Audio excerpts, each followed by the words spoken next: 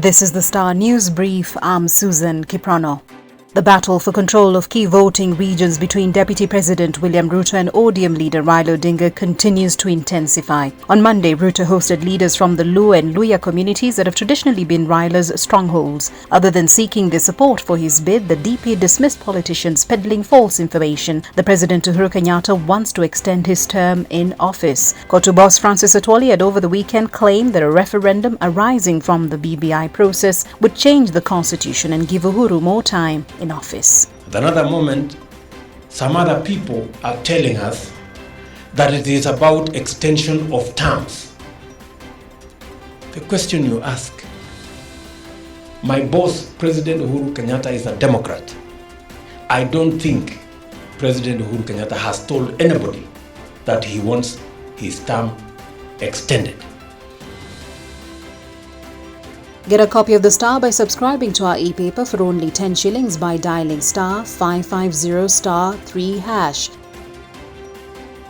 DP William Ruto's strategists believe he still has a fighting chance to seize firm control of the Jubilee Party as his 2022 political vehicle. According to the DP's close allies, all is not lost in their efforts to have Ruto run for president on a Jubilee ticket despite the raging internal turmoil. The DP has in previous interviews maintained that he will try to fix the mess in Jubilee, but if push comes to shove, he would ship out. However, it has emerged the DP strategists are toying with the idea of staying put in the party.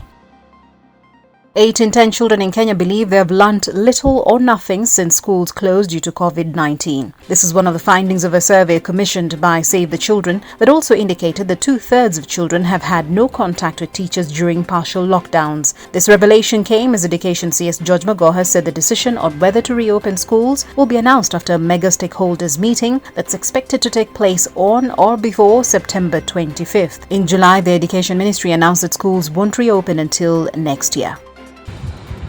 We have decided to reactivate the smaller stakeholders group between now and Saturday to work on the finer details of proposals that shall be interrogated by this larger stakeholders group.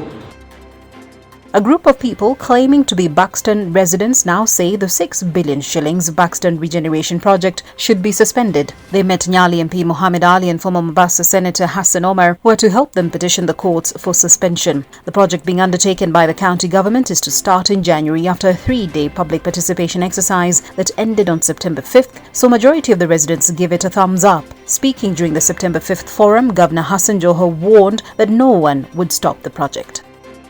Masikitiko yangu yatakuwa ni nyinyi ambaye maisha yenu yalikuwa yanaenda kubadilika na kuna mtu akachochea yakasimama.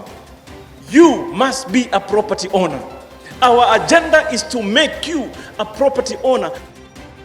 Water scarcity is increasingly a global problem. The causes of this inadequacy are related to quantity and quality. They include limited availability, population pressure, mass consumption, misuse, environmental degradation, pollution, and climate change. This has resulted in what is now called water politics or hydropolitics. The latest case involves the Nile waters and has caused a standoff among Ethiopia, Egypt, and Sudan. The Star spoke to Ethiopian Ambassador Mele Salem, who says his country does not need permission to fill up the dam.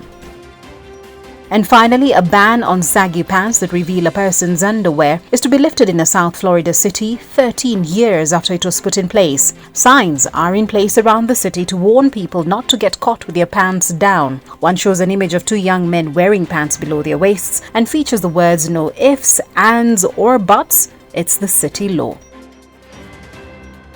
Get a copy of The Star by subscribing to our e-paper for only 10 shillings by dialing *550*3#. You can also get more on the Star website.